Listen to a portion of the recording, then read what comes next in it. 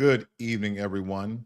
Welcome back to Black Logic. We're going to get into some unfiltered truth when it comes to politics this evening because the two main characters or the two main people in this particular video is Kamala Harris and Donald Trump. So first up, let's talk about this very large seismic shift in Washington because Special Counsel Jack Smith has moved to drop two federal criminal cases against former President Donald Trump. And that's right. Cases related to the 2020 election interference and the mishandling of classified documents are being dismissed.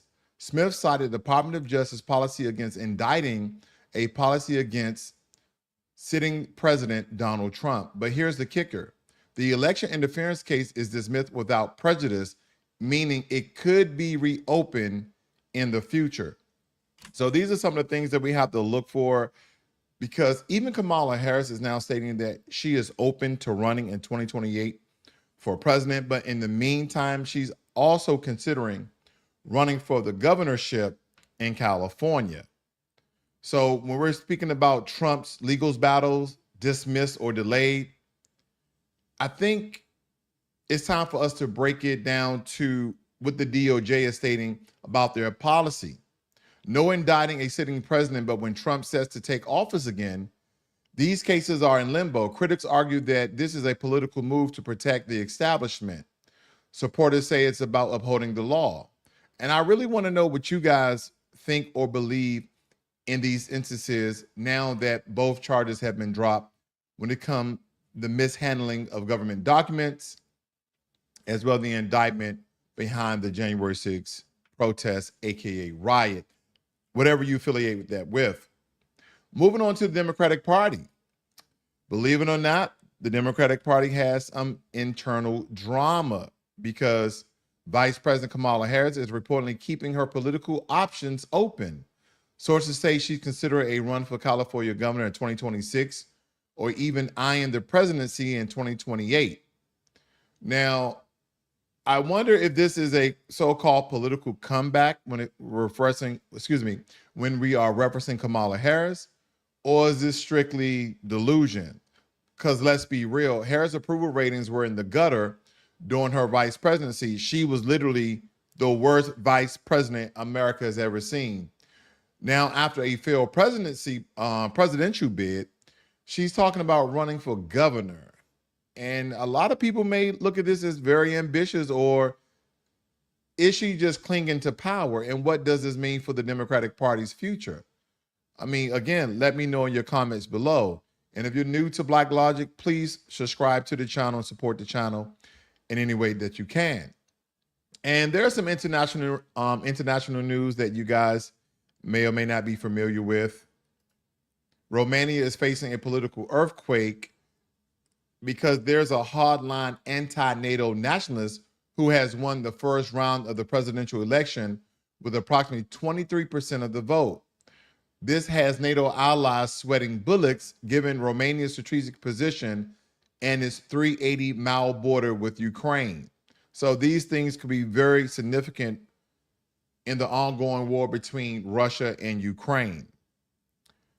There's some news out of Georgia as well that NATO is pushing back when it comes to the collusion and or the partnership that they have with Russia, because this isn't just a Romanian issue, it's a NATO issue. Because if Romania pulls back, what does this mean for the alliance internal flank?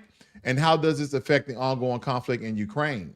Again, if you guys would share that in the chat or in the comments below. But we're back on Donald Trump because he's a very validating figure who won his second term here very decisively, very decisively. So when we're speaking of back here on the home front, President-elect Donald Trump is already making waves. He's reportedly considering using recess appointments to fill his cabinet positions. This move would bypass Senate confirmation, allowing him to install loyalists quickly, because you know he's getting a lot of pushback. He's getting a lot of resistance from the Senate, because essentially the Senate has to approve his appointments or his selection for his cabinet picks. And this has been slowing the process, because essentially when Donald Trump gets inaugurated, he's going to work minute one, hour one, because he's saying all these things he's going to do day one. So you can only imagine the thousands of racing thoughts that he have once he raises his right hand and become the 47th president of these United States.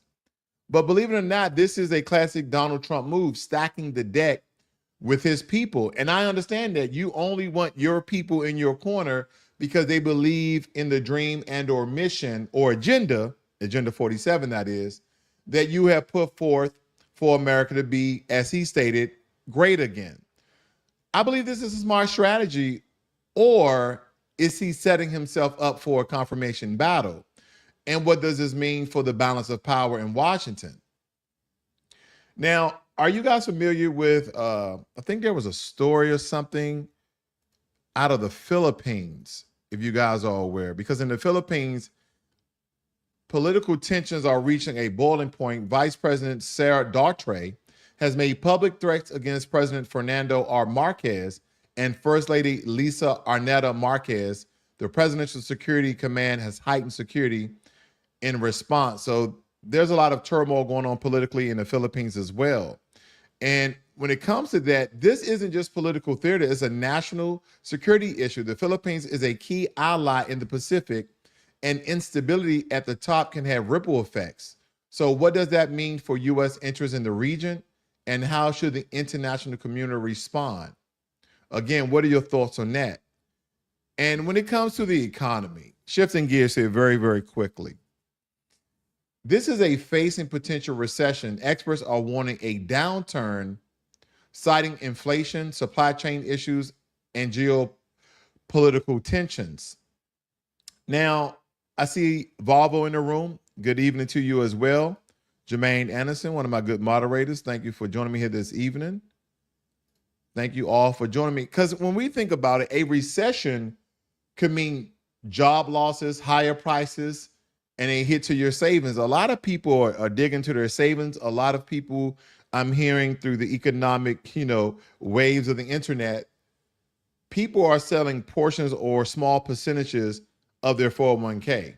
And I can only imagine the penalty fee or the penalty percentage that you're being charged when you're cashing, let's say 20% or 15% of your 401k.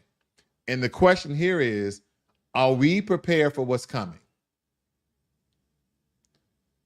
And secondly, what can we do to protect ourselves? These are some of the things that I really think about.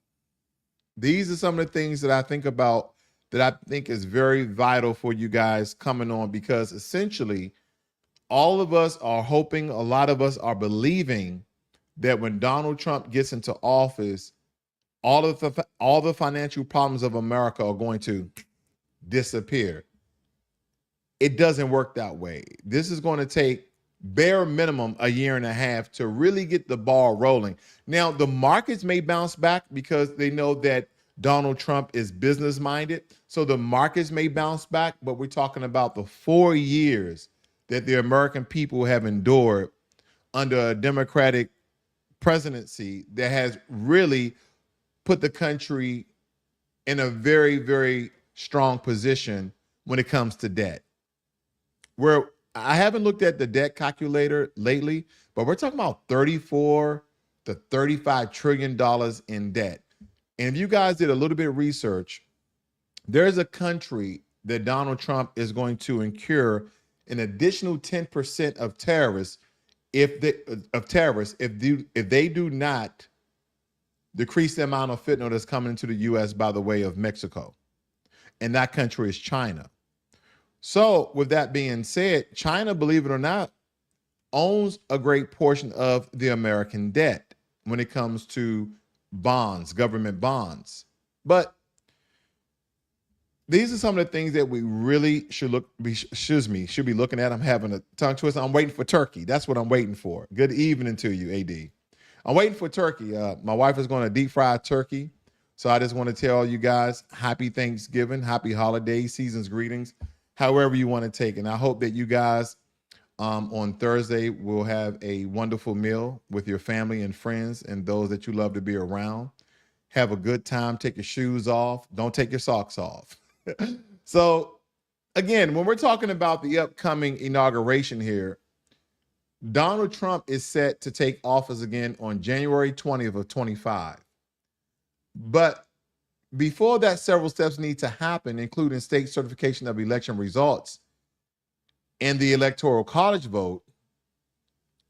This isn't just a ceremonial event. It's a pivotal moment in American history. What can we expect from the Trump administration this time around, and how will it affect the political landscape? So that's something I really want you guys to think about, because the first 2 years of Trump, economically, the country was doing very well, very well. Then COVID hit. Okay, then COVID hit, because I believe he took office in 2016, so 17, 18. COVID hit in 2019, roughly 2020. But nonetheless, he's getting a lot of praises for his first 2 years and then the rebounds from COVID. But again, the markets are waiting. Business people are waiting for Donald Trump to get to office. And I just wanted to tell you guys, let's see what happens. I'm here. I'm waiting. Because no one should be betting. No one should be praying for the downfall of America through a president because you don't like the figure. You should at least be betting on America. You should at least want America to be great. Not again, but you should want America to be great. And that is my conjecture. You guys have a great and wonderful night. I see you on the next one.